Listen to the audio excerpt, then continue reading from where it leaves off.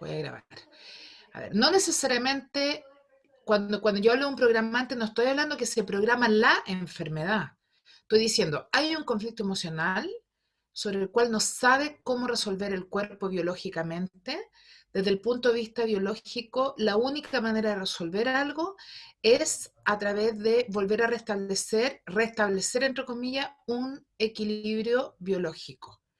Desde el punto de vista del cuerpo, no hay nada afuera.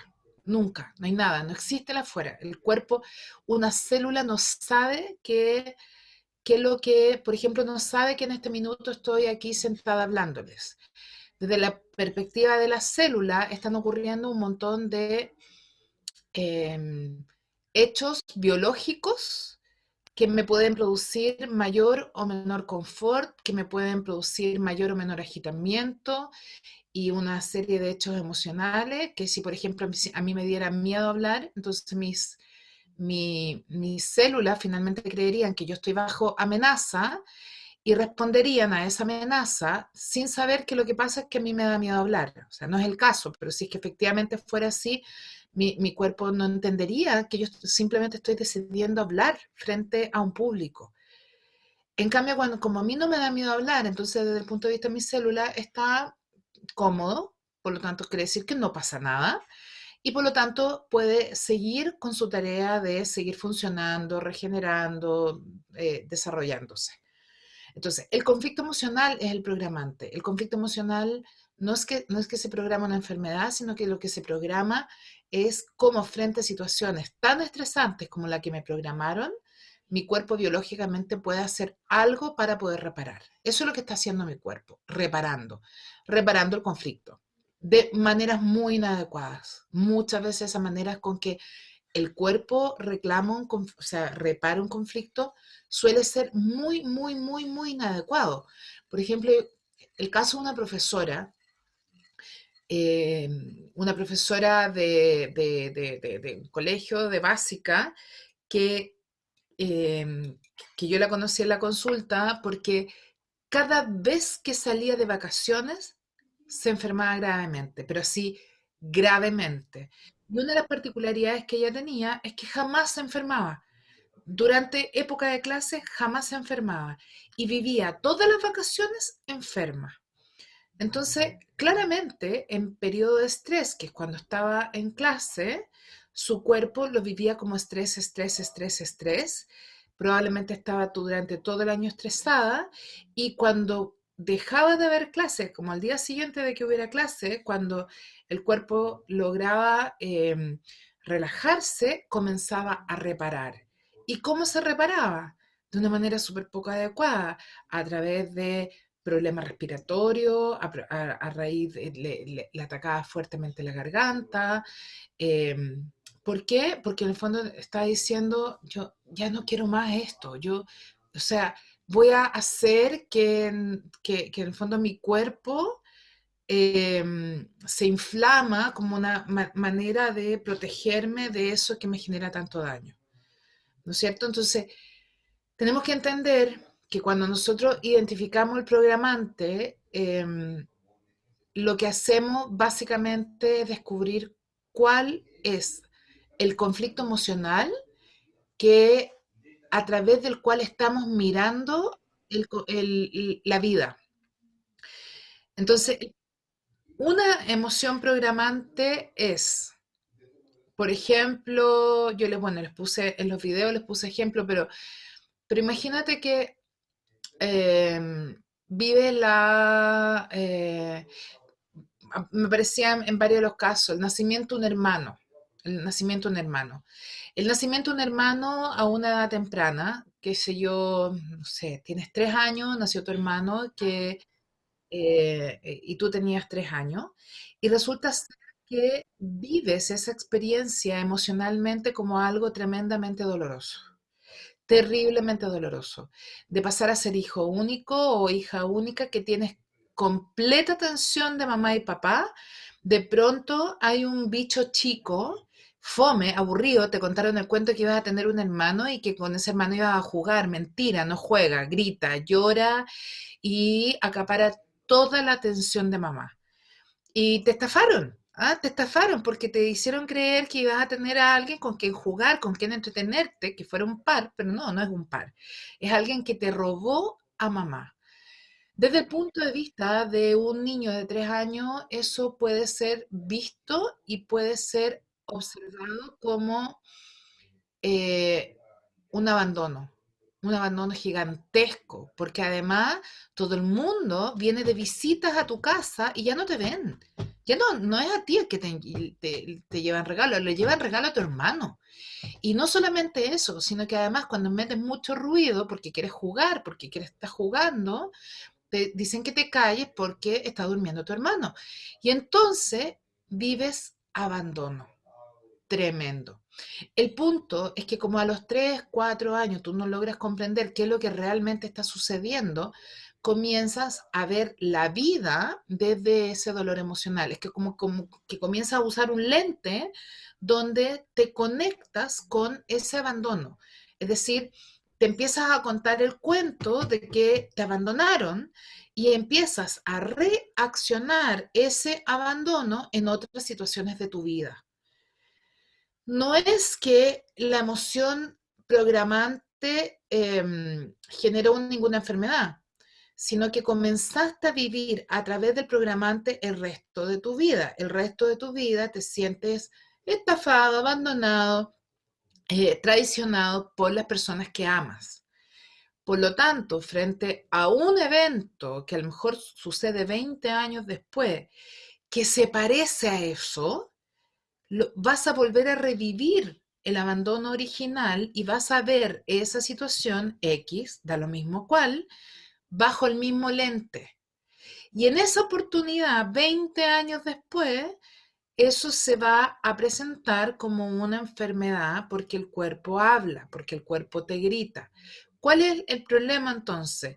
El conflicto emocional anterior que no pudiste entender, ese conflicto emocional de pronto es la única lente con que miras el mundo. Entonces, no sé, estás con tu pareja y tu pareja es una persona que va a ir a estudiar al extranjero y está feliz porque va a ir a estudiar al extranjero y te dice, bueno, vuelvo en 6 meses más porque me dieron una beca y tú lo ves como que, wow, te estafaron.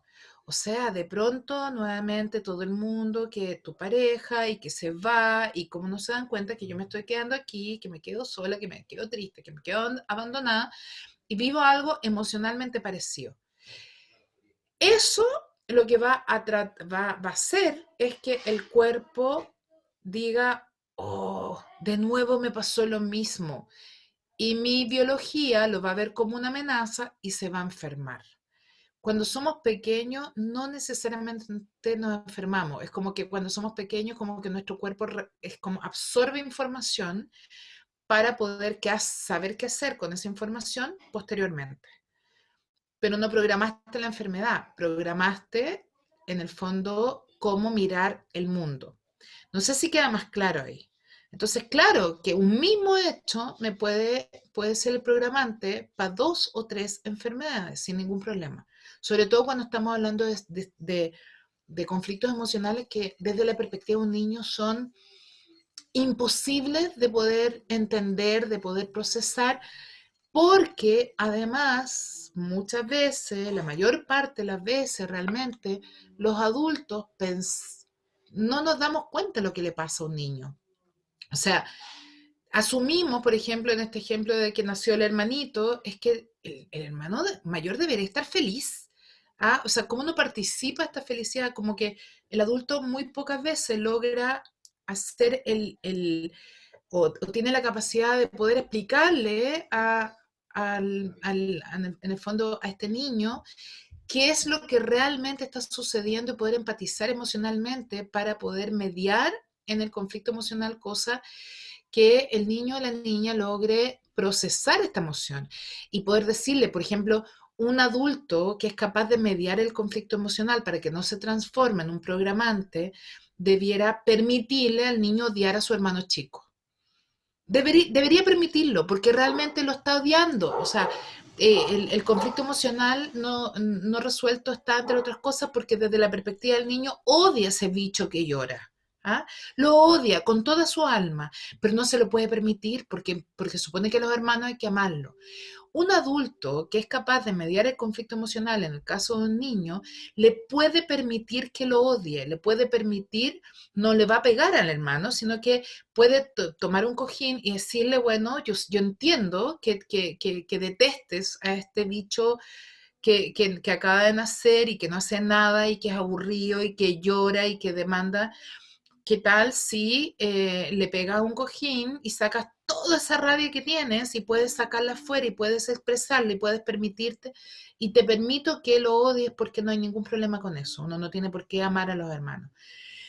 Probablemente ese niño logre elaborar la emoción que no está, que supuestamente no le estaba permitida sentir, y van a amar a su hermano, sin duda, en la medida que libera toda esa emoción que tiene ahí atrapada. Pero eso en la práctica sabemos que no sucede. O sea, sabemos en la práctica que la mayor parte del tiempo nosotros odiamos situaciones, personas, y no nos permitimos tener la posibilidad de poder integrar esa experiencia y se convierte en un conflicto emocional no resuelto. ¿Mm? Y si se convierte en un conflicto emocional no resuelto, va a explotar en algún minuto porque es como que me quedara pegado haciendo, masticando la misma emoción todo el rato y todo me va a llevar a la misma emoción, me va a llevar a la misma emoción, en lugar de entender que cada hecho es por separado. ¿Mm?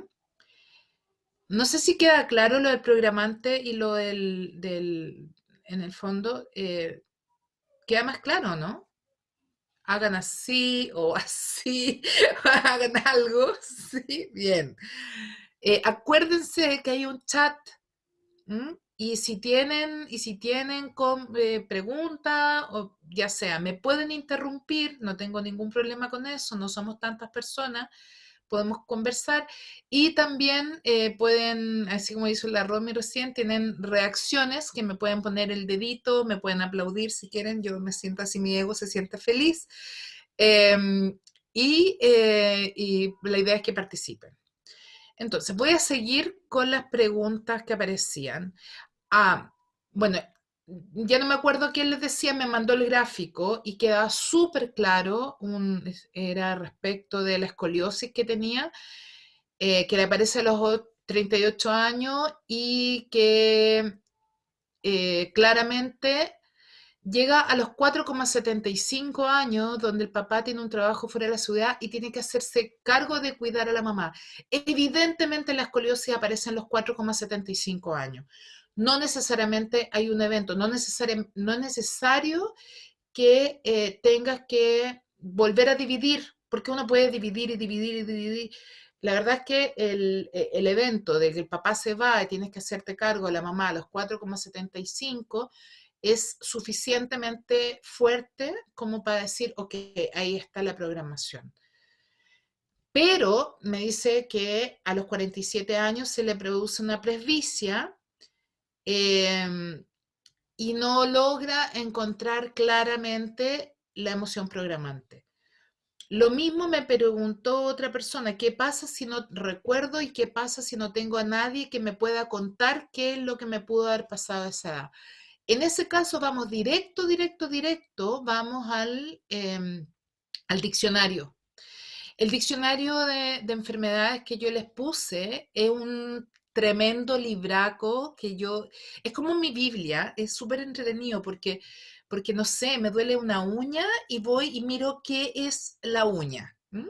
Y está tan incorporado que mi hija, que desde como los 4 años, que cada vez tenía romaízo, me decía, ¿cuál es la causa emocional del romaízo? Ya, busquémoslo, le decía yo. Y es súper loco cuando uno hace este link. Entonces, el ejercicio del programante y del gatillante es interesante saberlo para darme cuenta que en realidad el evento que estoy viviendo, por ejemplo, lo que decía ahí el escoliosis, sí, no es algo que se haya generado, lo que pasa es que me sucedió esto, no. Es algo que probablemente viene presionando, presionando, presionando. Probablemente vivió la vida sintiendo que la vida es una carga tremenda y luego hay un evento que es el gatillante, como que ahí revienta la enfermedad. O sea, ahí revienta, pero no es que ahí es por primera vez que lo volvió a vivir. Ahí simplemente, ahí es donde ya el cuerpo dijo no más, ya no doy más, la vida está siendo demasiado pesada para mí. Veamos. Aquí hay otra pregunta, dice, yo tuve una crisis hipertensiva en 2017, pero hacer el ejercicio recordé que había tenido subida de presión por lo menos 2 veces, que posiblemente fueron puntuales o los médicos no le dieron importancia.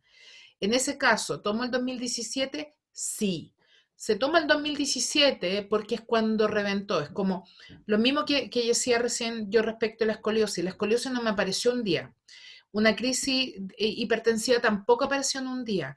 Pero el punto es que cuando eso revienta es cuando el cuerpo ya no tiene los recursos para poder autoequilibrarse. Por lo tanto, hay algo que se gatilló en ese minuto que el cuerpo quedó paralizado. O sea, puede ser que yo tenga la presión alta permanentemente, pero mi cuerpo como que logra ir solucionando eso, lograr ciertos equilibrios y la verdad es que el cuerpo es mágico porque es capaz de regular lo que sea. Pero de pronto ocurre un gatillante y en ese gatillante te encuentras que el cuerpo simplemente dijo me doy. Porque esto es demasiado para poder soportarlo. Pero ojo, eso ocurrió antes, o sea, mucho antes comenzó a ocurrir para poder reventar. El cuerpo no revienta de uno. Si yo estoy en un estado zen, estoy tranquila, estoy equilibrada y me toca, por ejemplo, esta crisis sanitaria que tenemos y tenemos una pandemia, yo no voy a reventar. Puede ser que me estrese un poco, que me tenga que readecuar en términos de horarios, de tiempo. Puede ser que algunas cosas que he planificado no las voy a poder hacer, lo que puede ser que me molesten un poco. Pero si yo estaba equilibrada previa a la pandemia, no va a ser más que un ajuste. Pero si yo venía reventada desde antes, si yo venía colapsada desde antes, si yo ya estaba utilizando todos mis recursos para poder sobrevivir a la vida misma, llega la pandemia y nada. O sea, llega la pandemia y simplemente para en el mundo me quiero bajar, no tengo ni un margen para poder resistir. Por lo tanto, desde esa perspectiva, cuando tiene una persona la crisis hipertensiva, no es que, ups, me pasó. Eso viene sucediendo probablemente desde hace décadas. Y probablemente eso tiene que ver con un sistema de creencias, de pensamientos, que lo que hace es gatillar ese evento porque reventaste. ¿Mm? Luego, tenemos entonces más preguntas. Si no queda algo claro, o sea, por favor, me van interrumpiendo. Ya, muchas personas preguntaron cómo resignificar el conflicto de la madre. A ver,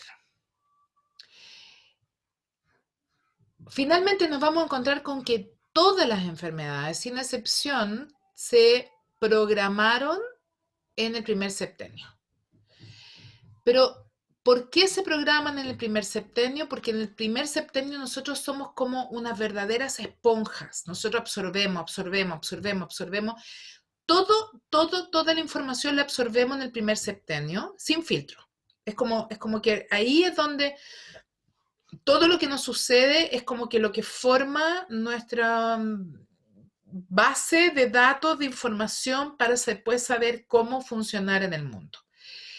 El punto es que resignificar el primer septenio tiene que ver con un trabajo muy potente con el niño interno. No es algo que uno diga, pero ¿cómo lo resignifico? No, tiene que ver con un trabajo súper potente con el niño interno, donde uno tiene que entrar a meterse justo ahí donde más duele. Entonces, no me acuerdo quién me decía, ¿qué meditación puedo hacer para sanar a mi niño interno? A ver, honestamente, si, si, si yo digo, quiero una meditación, un ejercicio, algo que me ayude a liberarme de los dolores de mi niño interno, no estoy haciendo la pega. ¿Y por qué digo que no estoy haciendo la pega? Porque mi niño interno es el lente con que yo miro la vida, es donde se configuran todos mis miedos, donde se configura esa parte mía que no puedo aceptar, que no puedo mirar, que no quiero bajo ningún punto de vista hacerme cargo. ¿Mm? Donde están mis principales dolores, porque absorbí todo lo que estaba en el entorno. Absorbí los dolores de mi madre, de mi padre, de todas las carencias que podíamos vivir, pero no tenía ni un solo filtro para saber cómo poder integrar esa experiencia. Por lo tanto, la única manera de poder sanar eso es entrar ahí mismo. O sea, no hay un bypass, no hay una fórmula mágica que diga, ya, como cuando las personas iban a la iglesia y decían, Padre, pecado, bueno, no importa, reza 3 Padre Nuestro y 4 Ave María y ya está. No, no existe. Y no existe no porque, o sea, te van a vender, entra a internet y te van a vender un montón de posibilidades de obras mágicas para sanar el niño interno. Y ayudan a liberar culpa, a como liberar emociones, y eso sí sirve, pero la pega tenemos que hacerla. O sea, de verdad hay pega que tenemos que hacer. Y esa pega que tenemos que hacer consiste fundamentalmente en meterte ahí donde más miedo te da. Porque lo que más miedo te da son los monstruos debajo de la cama. Tú no sacas absolutamente nada con un niño de decirle que no le tenga miedo a los monstruos. La única manera que ese niño va a dejar de tenerle miedo a los monstruos es cuando se meta debajo de la cama a mirar a los monstruos de frente. Por lo tanto, lo que tenemos que hacer cuando realmente queremos sanar, hay enfermedades que provienen de conflictos emocionales fácil de ver eh, y que, y que, y que son como los monstruitos en realidad. Sin embargo, aquellos que nos constituyen, que constituyen nuestra personalidad, aquellos que en el fondo nosotros hemos creído que tenemos que ser, ahí meterse implica ya sea un trabajo terapéutico o implica hacer trabajo hay distintas técnicas, ¿ok? ¿Qué es lo que sí podemos hacer para poder sanar al niño interno en el contexto de sanación cuántica? Lo que podemos hacer, y eso sí nos hace fantástico, es descubrir el conflicto. El 90% de la enfermedad, del conflicto, o sea, sí, bien digo, del conflicto emocional que nosotros tenemos, es cuando está oculto, cuando nosotros develamos el conflicto y nos metemos ahí y decir, ay, verdad que me pasó esto y verdad que lo viví así y verdad que me lo creí, ya con eso estamos listos. Él es el 90% del trabajo. Ahora, si eso más encima va acompañado de liberar el dolor reprimido ahí, y ahí sí sirven las meditaciones, y ahí sí sirven como si liberamos eso, está todo el trabajo hecho. Pero, y aquí está el gran pero del trabajo con el niño interno, Una vez que hemos liberado el conflicto emocional y el dolor que está asociado, tenemos que decidir quién queremos ser. Es decir, por ejemplo, aprendí que la forma en que tengo para ser amada es ser muy estructurada. Yo, en lo personal, yo vengo de una madre muy, muy, muy estructurada, muy estructurada. Eh, la forma en que ella me veía y me reconocía era cuando yo me volvía estructurada, ordenada y que no, ojalá no expresara ninguna de mis emociones. ¿Ah? Porque si expresaba mis emociones, es decir, era demasiado fusiva, demasiado gritona, demasiado, sentía demasiado, mi madre colapsaba, no sabía cómo poder lidiar con eso. Pero si yo escribía un paper, mi madre era feliz, feliz, feliz, feliz, feliz, feliz, feliz. ¿Qué significa eso en la práctica? Que la forma en que yo, esa parte efusiva, gritona, loca de atar y completamente desestructurada, la metí debajo de la alfombra y la hice desaparecer. ¿Mm? Y exacerbé la parte mía, que es ordenada, que es estructurada, que siempre hace las cosas perfectas y que las hace bien. Cuando comienzo a trabajar con mi niña interna, justamente uno de los conflictos, ese conflicto emocional que tenía que ver con eh, dejar olvidado o tapado o escondida mi parte que es mucho más pisciana que otra cosa, me tenía con un lumbago y con problemas de la columna a los 20 años. Mal. O sea, a los 20 años, de verdad, parecía una vieja mierda a los 20 años. Cuando comienzo a mirar desde dónde viene eso, me doy cuenta que en el fondo la parte mía que era deseable era la parte ordenada, estructurada y cuadrada. Y que había una parte mía que siempre ha existido, que es desordenada, que es volada, que es bueno, así como me ven. Resulta ser que, ok, lo vi, pude verlo, el 90% de la pega hecha. Y luego venía el liberar todo el dolor que estaba asociado a que una parte mía no fuera amada ni fuera aceptada. 100% la pega hecha. Sin embargo, después de que hice eso, efectivamente, en esa oportunidad el lumbago desaparece, me siento muchísimo mejor, tengo muchísimo mayor flexibilidad, pero resulta ser que yo nunca escogí ser de otra manera. No sé si me explico. De alguna manera había visto el conflicto emocional, había liberado el dolor que me generó, que mi madre no me viera ni me reconociera, si es que no era cuadrada, si no era intelectual, si no era estructurada. Sin embargo, cuando libero eso, sigo siendo cuadrada y estructurada, sin darme cuenta. ¿Mm?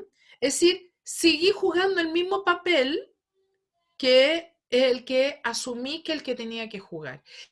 Y varios años después, por supuesto, que volvieron todos mis dolores de espalda todo lo que tenía asociado a mi espalda. Que entre paréntesis, toda la vida me dijeron que mis dolores de espalda provenían de que, bueno, yo tengo espina bífida y lo que es, mi cola termina en dos. Yo siempre he dicho que soy una ballena. Fui una ballena en mi otra vida, entonces tengo la cola bifurcada. Y siempre me dijeron que era por eso. Y porque descubrí que tengo quebrado el coxis. O sea, tengo dos coxis y uno de ellos está quebrado. Entonces, toda la vida me dijeron, no, si es normal, a los 20 años ser una vieja mierda con dolor de espalda, súper normal. Bueno, cuando se me quitan los dolores de espalda, justamente fue cuando hice este primer trabajo con mi niño interno y dije, ah, entonces lo que pasó es que, bueno, lo que les venía contando antes. Pero los dolores vuelven. Y digo, pero ¿cómo? Si yo ya sané mi niño interno, ya liberé el dolor de mi niño interno y ahí es donde me cae la teja y dijo, pero sigo siendo igual de estructurada. O sea, igual yo voluntariamente hay una parte de mí que he decidido olvidar. y darme permiso para ser desestructurada, bola, y no enjuiciarlo fue otra pega. No sé si me explico. Hay una parte de mí que es pisciana a morir, que es esotérica, que es volá, que lo menos estructura posible. Y esa parte mía no la vine a aceptar hasta hace un poco más de una década. Porque siempre estaba ahí enjuiciándome. Entonces, claro, ya no era mi madre, era yo. ¿Mm? Por las razones que sean, era yo. Por supuesto que cuando eso logro tomar la decisión de representar, de acercarme más a quien yo soy realmente, todos los dolores de espalda desaparecen. O sea, sigo teniendo espina bífida porque una condición que viene de nacimiento, pero nunca más en la vida me dolió la espalda.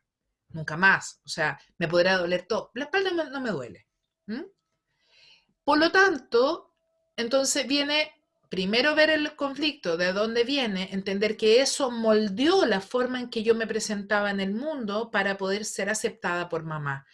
Y cuando yo moldeé esa forma, evidentemente yo persistí con esa forma hasta que el dolor, bueno, era insoportable y libero, o sea, descubro esto, libero el dolor emocional de esta cabra chica, que, bueno, fue del terror porque había mucha ira reprimida y el dolor vuelve. Y ahí es donde entendí que lo que tenía que hacer para que no volviera la enfermedad era simplemente comenzar a aceptar esa parte mía que quería fluir de manera diferente. ¿Mm?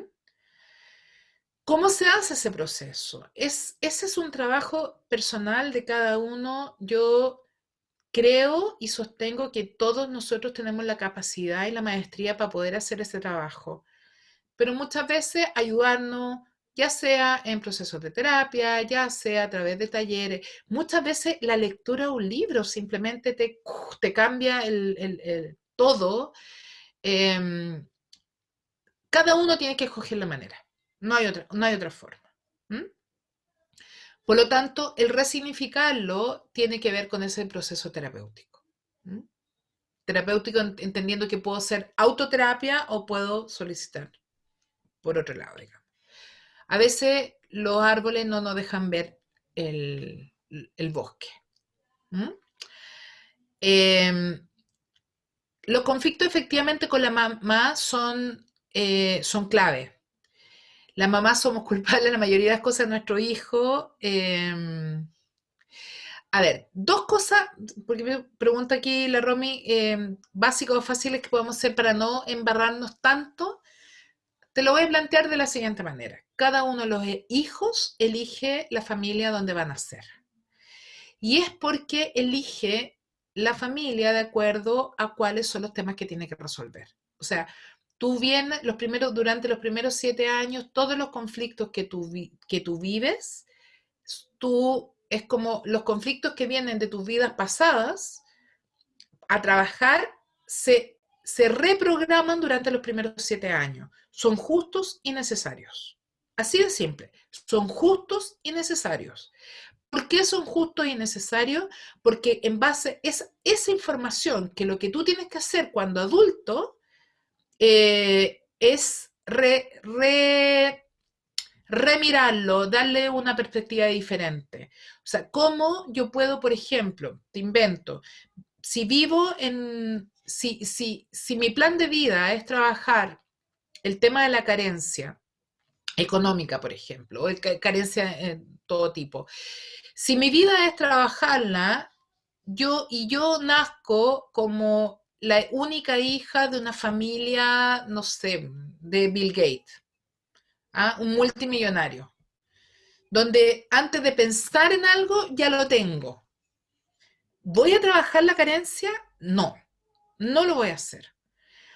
Tengo que vivir en el primer septenio suficiente carencia para darme el programa, como que el programa se nutre de esto, para que luego, cuando yo ya tenga la edad suficiente para poder remirar mi vida, poder tener esta base y romper esa estructura. Si yo lo puedo hacer, entonces, en el fondo, o sea, lo puedo hacer única y exclusivamente si es que tengo algo que romper. Si no tengo algo que romper, la verdad es que no me sirve de nada. ¿Mm? Entonces, el punto es que uno como mamá lo tiene que hacer lo mejor que pueda con las herramientas que tiene y con el nivel de conciencia que tiene. O sea, yo parto de la base que mi mamá, que me pitió entera, sin duda, jamás lo hizo porque no me quisiera, sino que lo hacía porque era lo mejor que podía hacer con los recursos que tenía, con el tiempo que tenía y con la conciencia que tenía. Así de simple. O sea, cuando mi mamá decía toda la noche, Bea, tú tienes que estudiar para ser alguien en la vida, no, yo parto de la base de que nunca lo dijo para que yo creyera que no soy nadie, sino que desde su perspectiva era que ella me estaba dando las herramientas que ella creía que eran necesarias para que yo realmente fuera alguien en la vida. ¿Mm? Hoy día, con los años y con la vida y con el tiempo y con todo lo que sé, yo sé que un niño ya es en la vida y que no necesita demostrarle nada a nadie, ni necesita tener un título, ni un magíster, ni un doctorado para poder ser alguien en la vida. Pero, pero tuve que descubrirlo a punta de ser la mejor alumna, de ser la mejor de la promoción, de ser la más inteligente, la más capaz, la que... O sea, a los 23 años era consultora internacional. ¿Por qué era consultora internacional a los 23 años? Porque de esa manera era alguien en la vida. ¿Mm? Cuando yo descubro que ese nivel de autoexigencia no me iba a llegar a ninguna parte, excepto la tumba muy joven, bueno, cuando tuve la posibilidad de poder remirar y repensar en quién yo quería ser y quién era yo, y a partir de eso poder definir quién quería ser. Pero necesité todos esos años de programación para poder saber quién quería ser en la vida. ¿Mm? Por lo tanto, tranqui, con los hijos uno les da exactamente lo que necesitan. ¿Ok? Ahora, lo súper importante es que en la medida que tú cambies tu nivel de conciencia, te los piteáis menos. O sea, yo tengo súper claro que a mi hijo mayor, que lo tuve con una conciencia así con nivel menos 20, me lo piteé más. Y a mi hija menor me la piteé menos. Pero eso no significa que a uno lo haya querido más o al otro lo haya querido menos. Significa que a medida que pasaban los años, yo cada día podía entender cosas que antes no entendía. Así de simple. ¿Mm? A ver, ¿y los conflictos con la madre posterior a los 7 años, qué fuerza tiene? Los conflictos con la madre, ojo, con el padre también, no hemos hablado del padre. A ver, yo siempre aparto hablando de la madre como lo más significativo del primer septenio, porque hijo y madre o hija y madre son uno hasta los 4 años. Tenemos que entender que cuando nace un bebé no tiene idea de quién es, no sabe de quién es. O sea, un bebé recién nacido no tiene ninguna conciencia de sí mismo. No es capaz de mirarse al espejo y decir, es que yo soy alto, soy bajo, soy gordo, soy flaco, soy inteligente o soy tonto. No tiene idea, no tiene con qué compararse, no tiene un concepto de sí mismo en función de ser mejor o peor. El punto es que cuando un bebé nace, se mira a sí mismo en los ojos de la madre. Por eso es que la madre tiene tanta importancia. Se mira a sí mismo en los ojos de la madre. El punto es que cuando se mira a sí mismo en los ojos de la madre, porque además un bebé es tremendamente egocéntrico, o sea, todo el universo empieza y termina en el ombligo de ese bebé. Entonces, cuando se mira en los ojos de la madre, lo que ve es una madre que se siente triste, que se siente fea, que se siente incapaz, que se siente agobiada, lo que va a ver ese hijo o esa hija se va a sentir que yo como hijo no soy capaz ni soy suficiente para hacer feliz a mi madre, punto uno.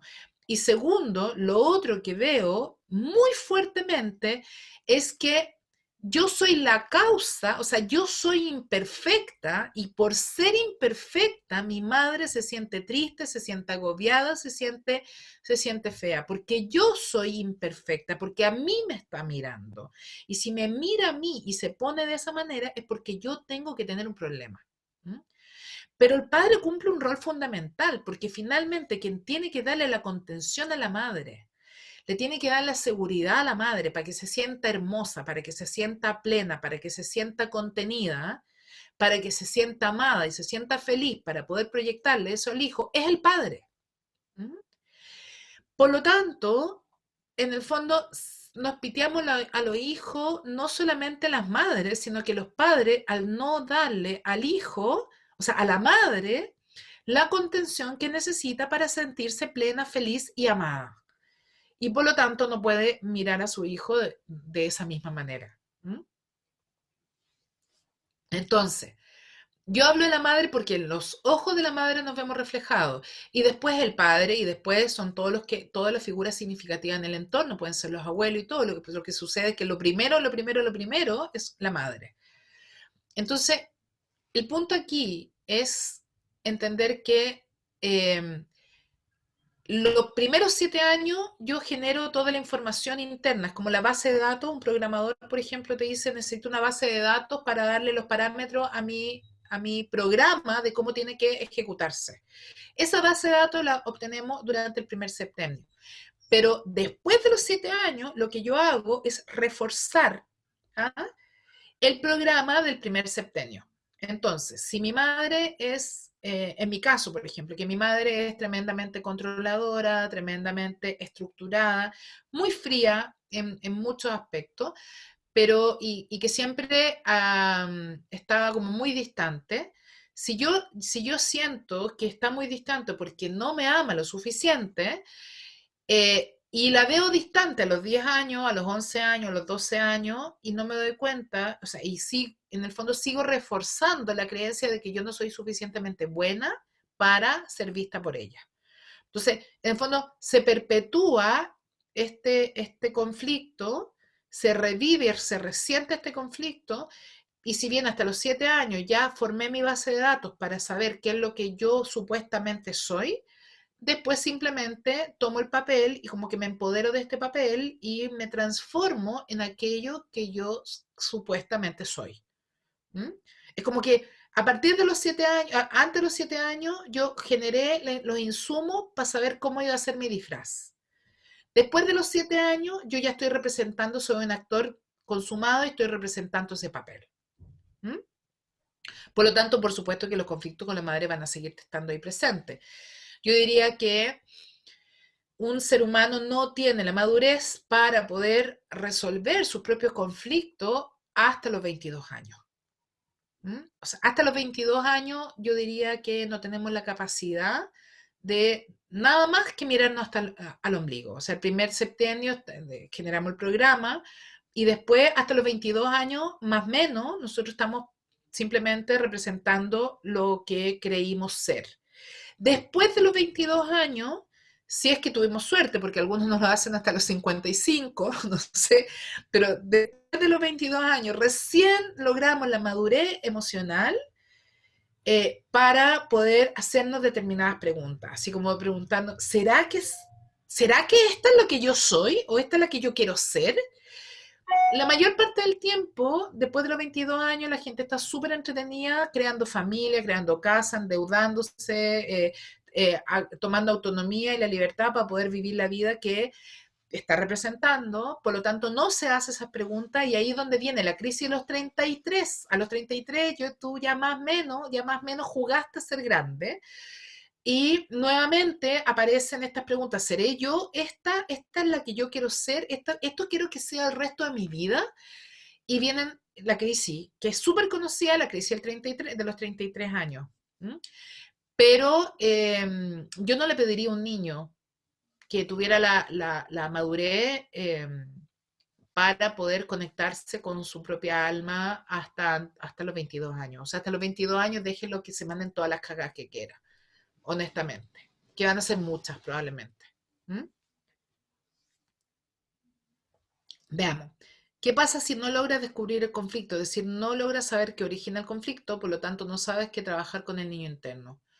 Ahí es donde yo decía que lo que tenemos que trabajar, si no logras vivir el conflicto, es, o descubrir el conflicto, yo trabajo con el niño interno a partir de la emoción que estoy teniendo. Entonces, si mi enfermedad es, por ejemplo, que la causa emocional, ay, estoy como en blanco, hoy día no he parado, entonces, a ver, la causa emocional de la enfermedad, de acuerdo al diccionario de enfermedades, por ejemplo, es extremada rigidez mental.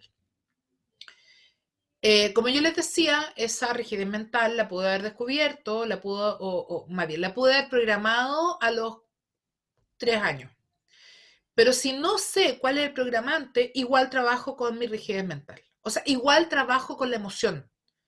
No, no de dónde surgió la emoción para poder elaborar que es, en el fondo no era yo, era mi mamá o era mi papá o era mi entorno, sino que simplemente dándome cuenta que soy súper rígida. Y soy súper rígida de pensamiento, soy rígida conmigo misma, y eso se va a manifestar físicamente, además, esa rigidez se va a manifestar de muchas maneras.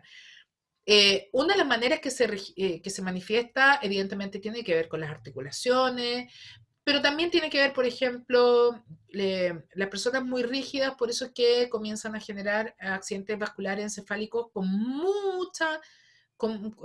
muy generalmente, o aneurisma, porque esa rigidez se presenta en todo mi cuerpo. Es decir, puede ser que tenga articulaciones muy rígidas, que tenga una forma, mala digestión, producto de lo mismo, pero probablemente también se manifiesta en mis venas, se manifiesta en todo el cuerpo. Entonces, si ya tengo la enfermedad y no tengo idea de dónde viene, no importa, trabajo con la emoción que me genera la enfermedad. Es decir, trabajar a partir de, bueno, ¿por qué soy tan rígida? ¿Qué seguridad? Hoy día, en el ejercicio de hoy día decía, pero ¿cuál es mi ganancia? Una persona rígida, por ejemplo, puede ser que viva, que tenga accidentes vasculares, que tenga neurisma, que tenga problemas serios en términos de, de, de artrosis, artritis, y tú dices, no, yo no quiero estar enferma, pero la verdad es que esa rigidez mental sí tiene una ganancia, que es, por ejemplo, tener todo siempre bajo control, que no se me salga nada de lo que para mí es adecuado, establecido, y por lo tanto mi ganancia con ese sistema de pensamiento es que nunca me voy a llevar sorpresa. ¿Ah? Es una ganancia.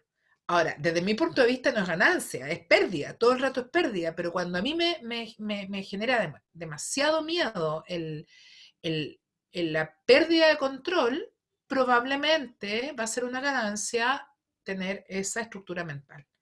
Y ahí la pregunta que me tengo que hacer, bueno, realmente si me molesta, si mi rigidez es tan tremenda, entonces ¿cómo hago para poder flexibilizarme y ahí puedo empezar a trabajar a través de técnicas para poder flexibilizarme?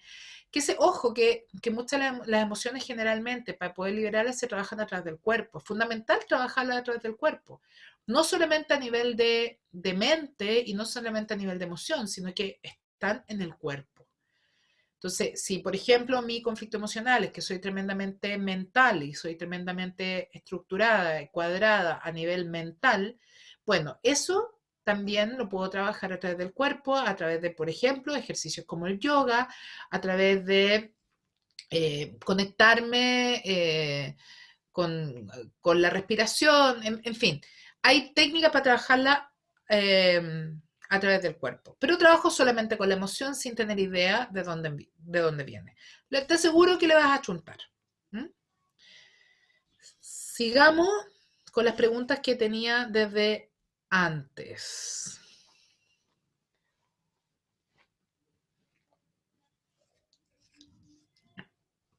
Muchas de estas ya las he ido respondiendo. Bueno, cuando hay varias enfermedades, puedes originarse donde mismo. ¿Cómo se hace la resignificación? Ya les dije. ¿Cómo se logra que la resignificación sea del corazón y no desde la mente? Ah, ahí es donde existen distintas técnicas, pero la verdad es que no existe el manual de cortapalo. Tenemos que entender que abrir el corazón muchas veces es algo para nosotros tan aterrador que yo les podría dar, no sé, una técnica X, me van a decir, no, no me funciona. O sea, de verdad, yo creo que existen técnicas que son maravillosas, pero cada cual, o sea, hay gente, por ejemplo, que le sirve mucho las terapias florales. ¿Mm? Y que a través de las terapias florales puede ir trabajando determinados temas, abrir el corazón y poder integrar las emociones que en el fondo no están permitiendo. Pero hay gente que las terapias florales simplemente no les pasa nada. Hay gente, en lo personal, para mí personalmente, para poder conectarme a través del corazón, lo logré a través del yoga. ¿Mm? El yoga me permitió ir abriendo a nivel emociones que tenía atrapadas en el cuerpo. Otra técnica que a mí me funcionó increíble fue, que en algún minuto creo que lo comenté, ya ni me acuerdo en qué curso, es el quiromasaje. Hay otra gente que odia el quiromasaje porque lo único que hace es que le duele hasta los pelos. Entonces, ¿cómo se logra? Honestamente, yo creo que cada uno tiene que encontrar su manera.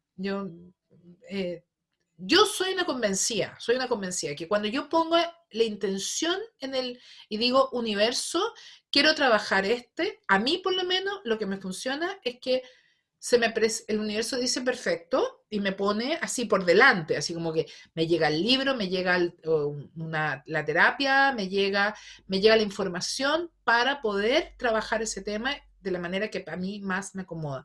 Yo he hecho 10 millones de cosas, de verdad, yo he probado todo lo que te puedas imaginar y lo que yo enseño por eso es que tiene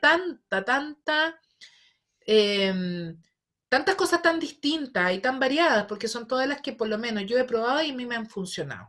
¿Mm? ¿Qué más? Dice, a ver, con la sanación cuántica no se necesita tiempo para sanar, solo la demora del cuerpo en reemplazar células muertas o dañadas. Esta demora es en proceso lineal, días, por ejemplo, sí. Ahora, ojo, sí, básicamente es en tiempo lineal, pero tenemos que pensar que nuestras células, o sea, es decir, por ejemplo, yo a través de sanación cuántica mm, he sanado varias cosas. Yo le, le- les voy a contar un poco cómo yo aprendí la sanación cuántica. No, fue súper loco, no fue algo que yo me haya propuesto, así como, voy a aprender sanación cuántica. De hecho, cuando yo aprendí, todavía ni siquiera se hablaba sanación cuántica, honestamente. A ver, voy a tomar esto antes que o sea, ya se enfrió. Está súper frío en realidad. Ya gato.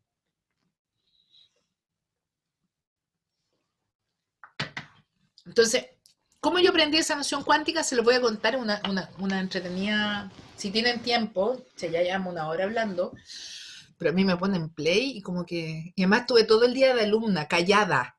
¿Me pueden imaginar todo el día callada? No, mal, mal. Así es que ahora me largo a hablar. Tuve todo el día de alumna y mañana también, todo el día callada y pasado también todo el día callada. Yo creo que me va a explotar la cabeza, así que voy a aprovechar de hablar ahora. A ver, el tema de sanación cuántica yo vine a comprenderla hace alrededor de 15 años atrás. Eh, la primera vez, le voy a contar varios eventos. La primera vez fue sin que yo tuviera idea lo que pasó. Sucede que en mi vida anterior, cuando yo era con un nivel de conciencia menos 20, como yo les decía, yo ya tenía muchísimas enfermedades. Yo tenía, en ese minuto tenía hipotiroidismo, tenía un hipotiroidismo, pero así, nivel Dios. O sea, yo tomaba 300 miligramos diarios de Eutirox y no me alcanzaba. O sea, de verdad a las 10 de la noche llegaba al final del día reventada.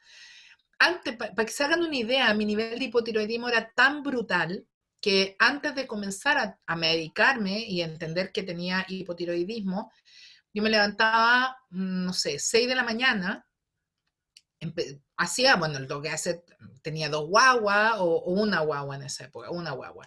Tenía una guagua, entonces tenía que levantarme, preparar desayuno, me iba a la pega, llegaba a la pega y a las 10 de la mañana, sin mentirles, yo lloraba, sentada en el suelo de cansancio. O sea, ya a las 10 de la mañana no me alcanzaba la energía para dar un paso. O sea, era como, de verdad, por favor, me quiero ir a dormir, porque estaba planchada. Un día descubrí ese nivel de hipotiroidismo tenía. Descubrí que hace 3 meses que no me cortaba las uñas. No me crecían. No me crecían las uñas, no me crecían las uñas, no me crecía el pelo, mi piel era así como una culebra seca, así. Y tenía 28 años. O sea, de verdad, demasiado chica. Y resulta ser que cuando yo comienzo en mi nueva vida, digamos, donde me pego un giro en 180 grados, pero así fue increíble, eh, comienzo a trabajar a través de Reiki, terapia floral, para sentirme mejor yo. ¿Mm? Y tomaba mis 300 miligramos de Eutirox y como que ya lo tenía súper incorporado y además me dijeron que esto es crónico, esto no se va a mejorar nunca, como hazte la idea que tienes que seguir tomando Eutirox de por vida. Bueno, el punto es que un día cuando yo me empiezo a sentir mejor, una de las cosas que yo descubrí que comenzaron a suceder, que eran como los efectos colaterales, es que de pronto todas esas cosas que yo me guardaba, que no me atrevía a expresar, comenzaron a fluir. Y bueno, mi ex marido, que no era mi ex marido, ahí empezó a ser mi ex marido, digamos, se comenzó a enterar de cosas que yo tenía adentro y que nunca las había expresado. Y me acuerdo que se me llenó el cuello por detrás, menos mal el cuello por detrás, porque no eran espinillas, eran forúnculos. O sea, yo brotaba así, pero por todas partes. Yo decía, qué raro esto. Bueno, esto fue un par de meses, como que ¡puf! Una explosión de todo, verborreica, de expresar lo que sentía, no siempre de la mejor manera, y de la piel que me erupcionaba. Y empiezo a notar, al cabo de un par de meses, que llegaba a la hora que normalmente estaba reventada, que eran las 7 8 de la noche, y yo tenía full energía, tenía energía de sobra. Decía, wow, qué bien. Y el médico que a mí me trataba de hipotiroidismo siempre me dijo que yo tenía que aprender a autorregular mis dosis, que no tenía que esperar hasta hacerme el examen de sangre para saber si la dosis de Eutirox estaba bien o estaba mal, porque en eso se me podía ir meses, sino que intuitivamente yo tenía que aprender a regularme. Me dijo, no, no te puedo decir esto de verdad, pero tienes que aprender a regularte tú, porque en el fondo tú tienes que darte cuenta si te alcanza, si no te alcanza, qué sé yo. Y yo, calladita, por supuesto, y bajé de 300, bajé a 250, porque de verdad tenía demasiada energía, estaba funcionando genial. Bajé a 250 y tenía full energía. Para hacer el cuento súper corto, en el plazo de 6 meses dejé de tomar Eutirox por completo. Y no me la podía creer porque funcionaba, me crecía el pelo, me funcionaba, o sea, tenía la piel sana, tenía energía, me sentía el descueve. No me atreví a ir al médico hasta 6 meses después, que fui a control y llego allá y me manda a hacer el examen, me hago el examen de sangre y me dice, estás súper bien con la dosis, sigue tomando los 300. Y yo le digo, es que lo dejé de tomar hace 6 meses. Me dice, imposible. O sea, esto es de por vida, esto es crónico, es para siempre, seguramente el examen está mal hecho. Me volvió a dar una nueva orden y me fui a hacer el examen de nuevo en otro laboratorio que él me indicó que tenía que ir y el examen estaba impecable. Entonces, bueno, la respuesta del médico fue que probablemente todos los años anteriores que me habían dado Eutirox estaba mal diagnosticada, obvio, porque el hipotiroidismo es crónico y es para toda la vida y no se cura. Bueno, ya llevo, no sé, 14, 15 años sin tomar Eutirox, nunca más en la vida lo necesité. Y esa fue la primera vez y no tuve idea de qué pasó. No tuve idea. Ahora, hoy día con lo que sé, ¿qué es lo que sé que pasó? que en el fondo el conflicto emocional que yo tenía, por lo cual reprimía todas las emociones, todo lo que yo sentía, todo lo que yo era y me lo reprimía y no me lo permitía, los fui sanando por otro lado y como efecto colateral tuvo que las tiroides comenzaron a funcionar. Dato freak, no solamente las tiroides, a mí me sacaron la amígdala a los 3 años, según mi mamá, porque se me fundieron. El punto es que junto con empezar a funcionar las tiroides, me crecieron las amígdalas. ¿Cómo me enteré? Porque me dio una amigdalitis purulenta de la puta madre y yo le decía a los médicos, pero es imposible, yo no tengo amígdala, a mí me la extirparon a los 3 años. Bueno, sí, me crecieron las amígdalas también, así que ahora tengo unas amígdalas nuevitas recién estrenadas. Eso fue la primera vez. Luego, mi hija estaba muy chica y la estaba haciendo dormir y ahí llegan a mí un texto de Cryon que les voy a compartir esta semana porque ahí ya vamos a trabajar en el tema interdimensional, que es un tema súper entretenido, de la sanación cuántica. Y dice Cryon, dice, tú en el ADN tienes toda la información potencial para ser quien quieras. O sea, tú podrías, en teoría, hacerte crecer un brazo si se te corta, regenerar un órgano, tú puedes hacer absolutamente todo eso. Es cuestión de que tú hagas, bueno, lo que vamos a estudiar durante la próxima semana. Entonces yo dije, ok, ya, hagámoslo. Decía, bueno, pero ¿cómo yo voy a saber que efectivamente me estoy permitiendo, o sea, estoy trabajando con mi ADN para poder llegar a esto? Y entonces se me ocurrió, todo esto yo lo leía mientras hacía dormir a mi hija chica, qué sé yo, y decía, chuta, claro, pues, si engordo o adelgazo, va a ser porque según yo comí o no comí, yo soy buena para el diente, entonces como que no se vale. Entonces empecé a pensar, ¿qué puedo hacer para que realmente yo sepa que esto lo hice yo? Y dije, ok, el color de ojos. De verdad, el color de ojos. Uno de mis grandes traumas cuando chica es que mi hermana, que según, bueno, mi herida del niño interno era la linda. ¿Ah? Yo era la inteligente. Mi hermana era la linda. Y una de las cosas, y somos re iguales las dos, somos súper parecidas, pero yo siempre puteaba porque decía, ¿por qué mi hermana sacó los ojos verdes de mi papá y yo no? Y tenía ojos marrón. Bueno, comencé a trabajar con esta técnica que ya les voy a enseñar a ustedes y resulta ser que 6 meses después, bueno, se me olvidó, la verdad, lo hice un par de días o un par de semanas y ya, o se me olvidó. Y como 2 o 3 meses después, mi madre me queda mirando y me dice, vea, estás usando lente de contacto. No, digo yo, no, sí, estás usando lente de contacto. No, no estoy usando lente de contacto. ¿Por qué usaría lente de contacto? Cuento corto. Mis ojos se pusieron, no verde, pero de tener los marrones oscuros, actualmente mis ojos son, ¿cómo se llama esto? Cuando se te ponen verdosos y entre miel, dependiendo mucho de la luz, pero se me aclararon los ojos. ¿Mm? Y juro que eso lo hice yo. ¿Ah? Juro que eso lo hice yo. Fue súper divertido. ¿Ah? No, los pardos son lo oscuro, ¿no? ¿Sí? Bueno, mi ojo de chica era café oscuro, tirado para negro. Hoy día los tengo claritos. ¿Ah? Bueno, esa fue la primera vez que lo hice conscientemente. Ahí lo hice súper conscientemente. Y fue este experimento que yo les cuento, que fue como, wow, si puedo cambiar el color de ojo, de verdad puedo hacer cualquier cosa. El punto es que la tercera vez, y esta es la tercera experiencia que tuve al respecto, que tuve que trabajar esto, y ahí fue también heavy, un par de años después del cambio de ojo, resulta ser que por esas cosas maravillosas de la vida, me entero que tengo un cáncer cervicuterino. Digo maravillosas de la vida porque podrían haberme enterado, fue que me hicieron un examen porque me estaban haciendo un contrato en la USACH y como a contrata tienen que hacer el chequeo médico y me llaman desesperado del lugar donde no me acuerdo dónde, de un hospital que me habían hecho el chequeo médico, que tenía que, o sea, sacarme el útero al día siguiente.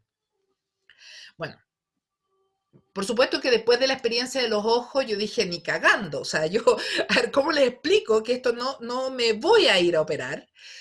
Entonces, bueno, me amenazan, me dicen que me voy a morir. Bueno, y un médico me dice, mira, la verdad es que como tú tienes el nivel que tienes tú hoy día de cáncer y ramificación y no sé qué y no sé cuánto, tienes con suerte un año de vida. Y yo le dije, de más me alcanza con un año, o sea, ¿cuánto me demora en hacerme un útero nuevo? El punto es que comienzo a trabajar a través de la sanación cuántica, ahora obviamente de manera mucho más consciente, ya no era cambiar el color de ojos, sino que era no morirme. Y en 2 meses, tenía un útero nuevo de paquete, sin ni un solo tratamiento. Cero, cero, cero tratamiento. ¿Qué significó eso? Yo les voy a explicar durante la semana cómo se hace eso, exactamente eso. Pero ¿qué significó? Significó, y por eso es tan importante, había una pregunta ahí que decía, ¿por qué es tan importante el llegar a la causa emocional? Porque porque tanto mi espalda como, bueno, antes usaba lente, ya no uso, hipotiroidismo, ya no tengo, y en fin, todas las enfermedades de las que me he curado, la razón por la cual mi organismo se enfermó es porque no le estaba generando a mis células un medio ambiente en que se sintieran en condiciones de poder regenerarse. Entonces yo puedo efectivamente, ¿cómo se llama? Interferir en mi ADN para que mi ADN eh, se encienda lo que yo necesito que se encienda, pero si biológicamente no le voy a dar las condiciones a mis células para que se regeneren sanamente, da lo mismo porque igual me voy a volver a enfermar. Igual me voy a volver a enfermar porque en el fondo yo no cambié. Si mi sistema de pensamiento, si mis emociones, mi forma de mirar el mundo no cambian, yo me puedo regenerar un órgano, sí, y generarlo de paquete, pero la forma en que yo veo el mundo va a hacer que se vuelva a enfermar. ¿Y por qué les planteé esto? Porque ustedes tienen órganos nuevos de paquete cada cierto tiempo. Alguien me preguntaba que le explicara muy bien esto de cómo, del ácido que se come el estómago. Ustedes, su estómago contiene ácido que es capaz de disolver un pedazo de carne. Así de fuerte el ácido que tienen. Por supuesto que la mucosa que cubre el estómago protege este estómago. Sin embargo, estas células se tienen que regenerar permanentemente. Por eso es que en un día tu estómago se hizo de nuevo, la capa interna del estómago se hizo de nuevo en un día. ¿Ah? Porque necesita volver a regenerarse para poder protegerse contra este ácido que se lo está comiendo. Entonces, ¿por qué si me fabrico literalmente un órgano cada cierto tiempo? De hecho, tu biología hoy día, como tú la ves hoy día, no hay una sola célula que haya existido hace 7 años atrás. Ni una, ni una. Todas son nuevas. Todas, todas, todas, todas son nuevas. Entonces, el punto es que si yo estoy completamente nueva, ¿por qué tengo la misma enfermedad que hace 10 años atrás? Y es que la única respuesta a eso es que tu cuerpo sí regeneró. ¿Ah? Sí regeneró médula, regeneró hueso, regeneró piel, regeneró todo. Sin embargo, tus emociones, tu forma de percibir la realidad, nuevamente van haciendo que tu célula no tenga un entorno ni del punto de vista bioquímico ni del punto de vista emocional que sea saludable. Por lo tanto, te estás reenfermando, te has reenfermado y te has reenfermado todos los días. ¿Me entienden? Por lo tanto, si yo no hago el trabajo de cambiar mi percepción, yo puedo ir a 10, 20 30 tratamientos, pero no me va a funcionar y no me va a funcionar porque mi forma de percibir el mundo es que estoy viviendo en Siria. Estoy bajo bombardeo, estoy bajo ataque, me puedo morir en cualquier instante, por lo tanto, mi cuerpo va a responder biológicamente a ese ataque. ¿Ok?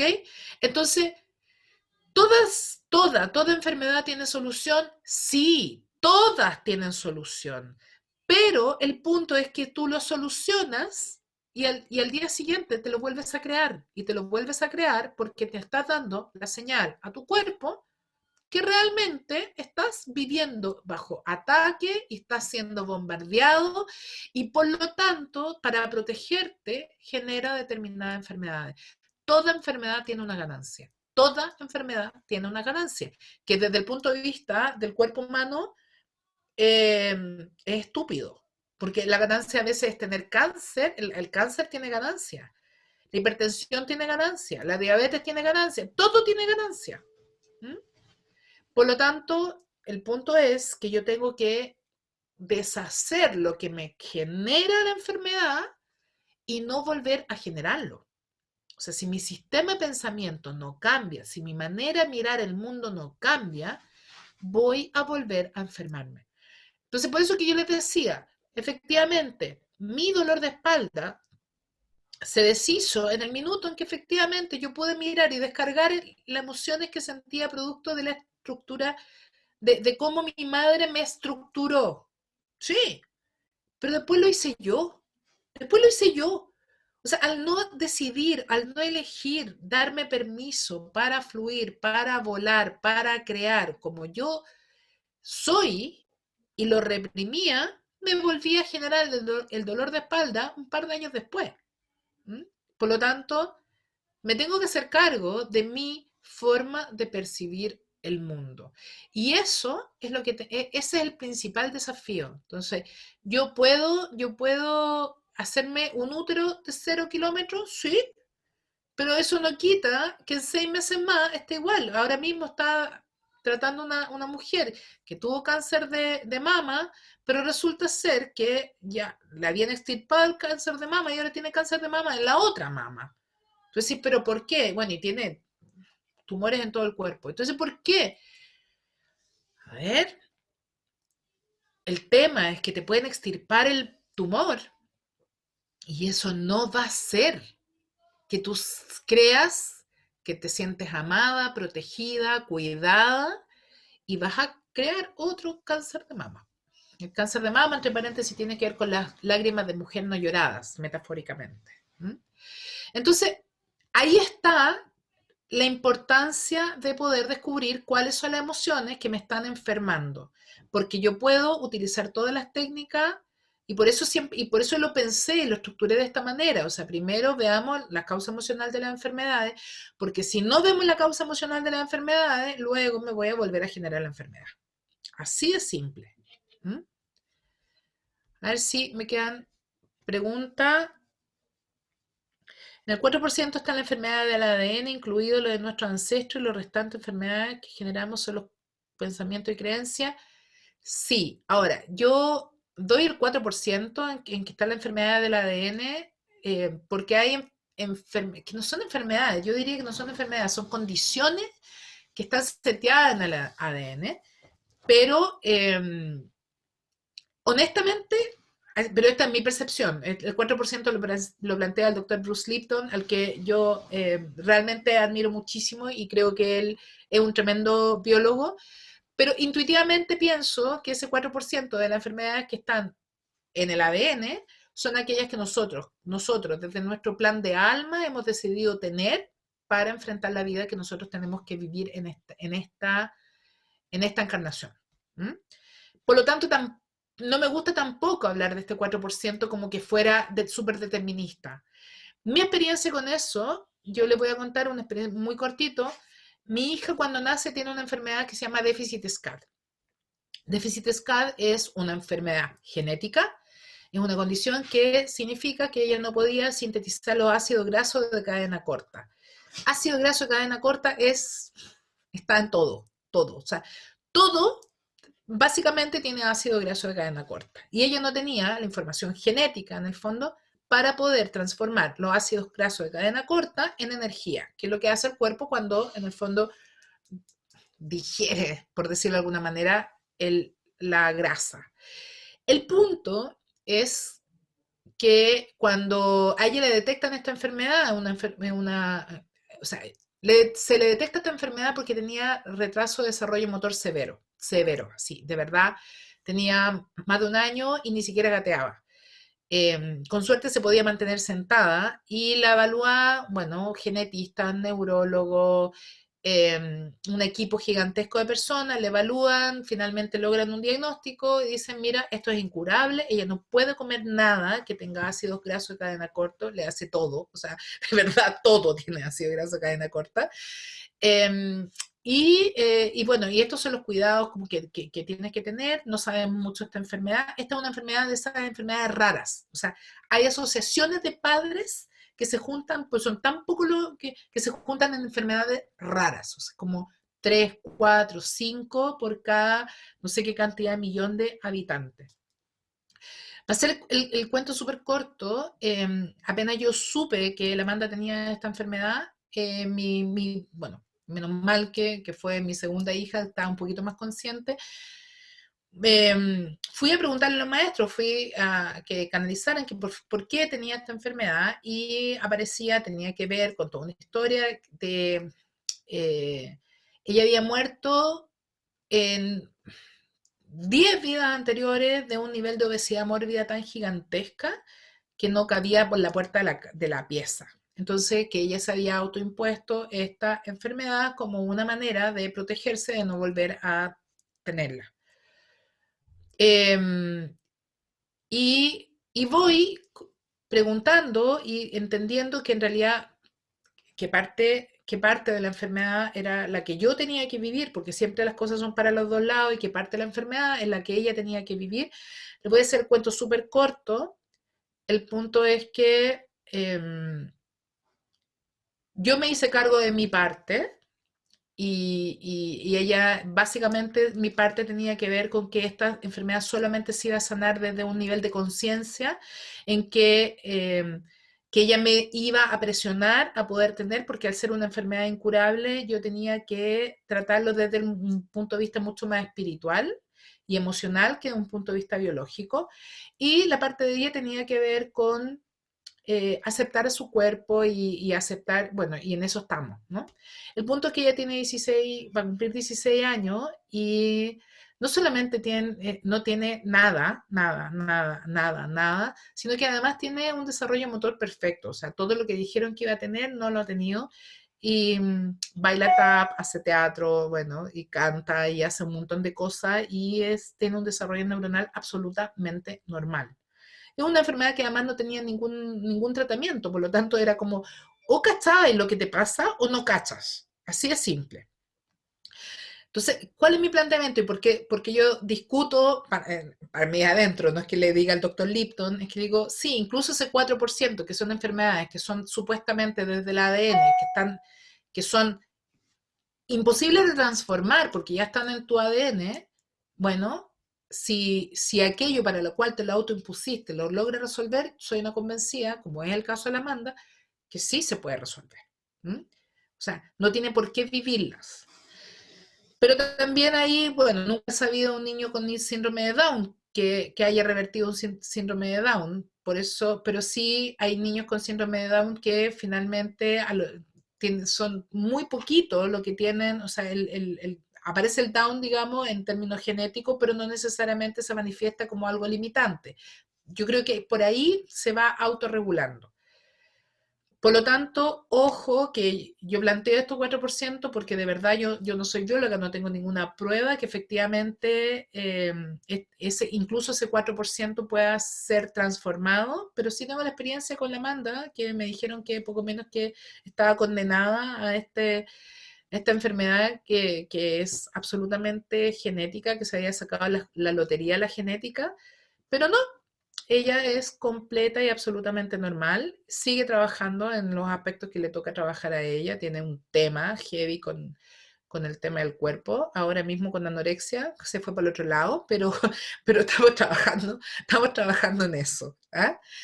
Em, el punto es que cada uno de nosotros, yo soy una convencida, estoy segura que así es, tenemos todo el potencial, todas las potencialidades en nuestro ADN y activamos o desactivamos aquellas que tienen que ver con lo que nosotros nos toca trabajar. Es como que somos energía, somos 100% energía. No es algo que la energía muta, se transforma, cambia, eh, vibra más alto, vibra más bajo, se rigidiza o se transforma en vapor.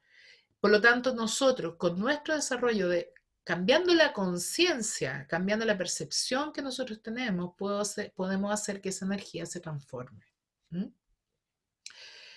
¿Qué más tengo de...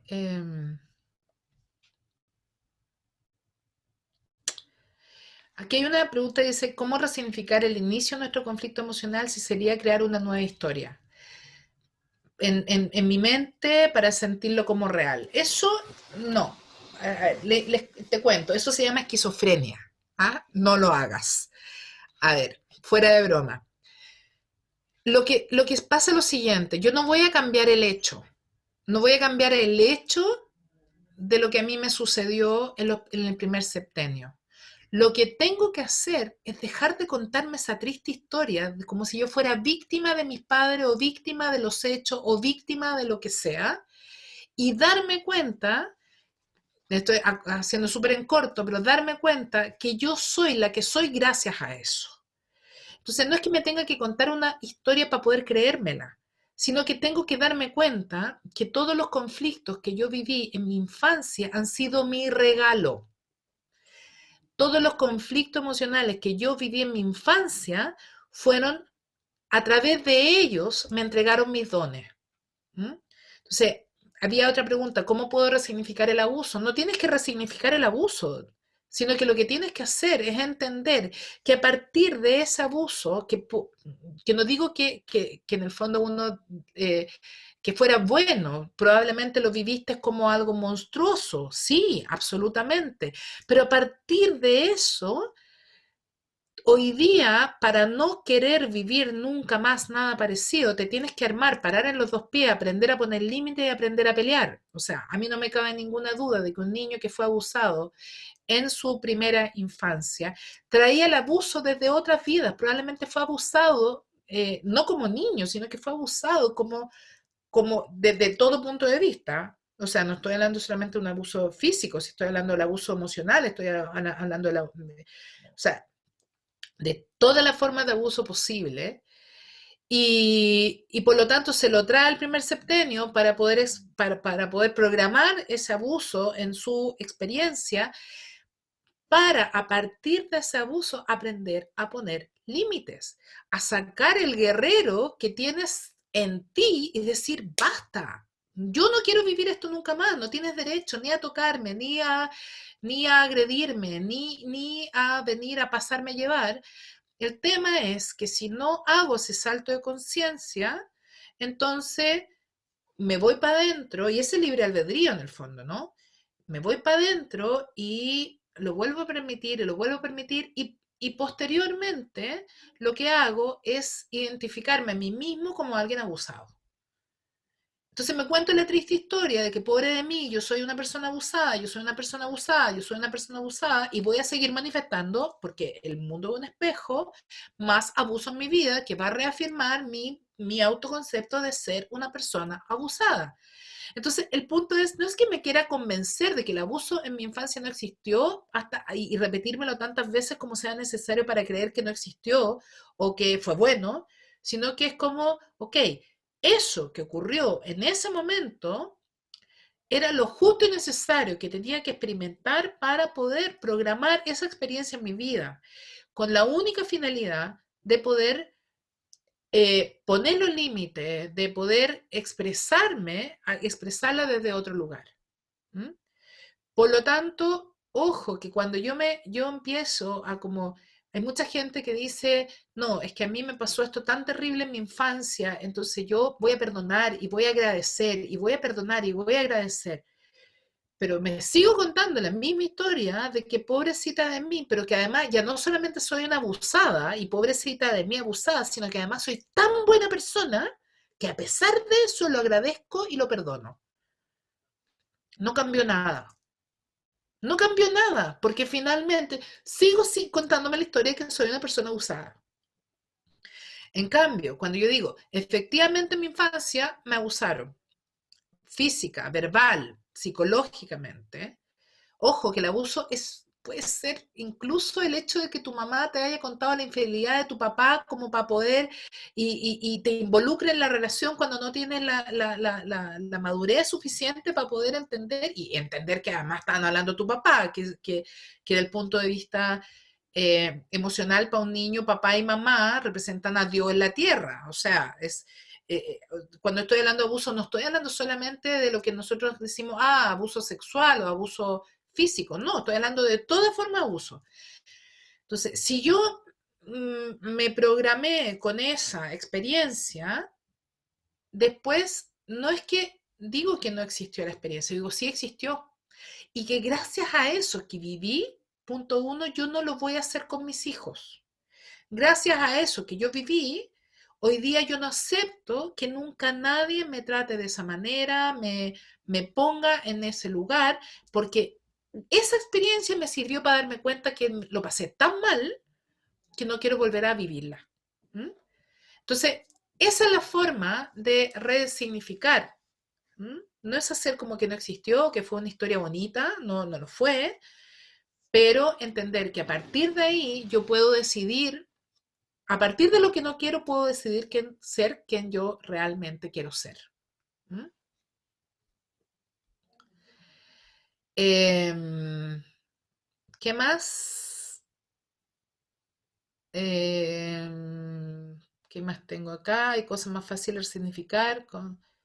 Bueno, ¿cómo resignifico el conflicto emocional programante? Ya lo hablamos. Y para los cálculos de edad hacia atrás, ¿se toma en cuenta la edad de cual se detectó la enfermedad? Sí, sí, también lo hablamos. Me parece haber respondido todas las preguntas, por lo menos las que tengo registro, eh, tengo registro de haber recibido por correo o a través del muro. ¿Mm? ¿Estamos? ¿Hay alguno, por chat, si alguno me quiere, no sé si en el chat estamos... Eso. Ya, me parece haber respondido todas las preguntas. Cacha, hablé 1 hora y media sin respirar. Estaba muy atragantada después de todo el día estar en silencio. Muchísimas gracias a todos.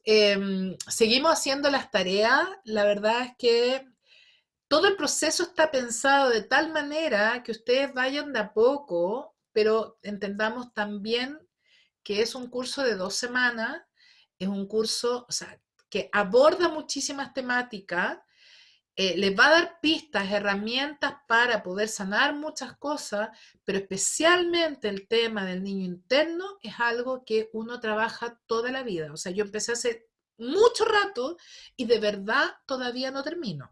¿Mm? Se hace cada vez más fácil, se hace cada vez más fluido, se hace cada vez más entretenido, porque la verdad es que tu mundo va cambiando afuera y lo va a empezar a pasar chancho, pero cuando tú crees que ya lo lograste y estás en la zona cómoda, entonces decís, ya, bien, viene otra. ¿Ah? Y viene otra, y viene otra, y viene otra.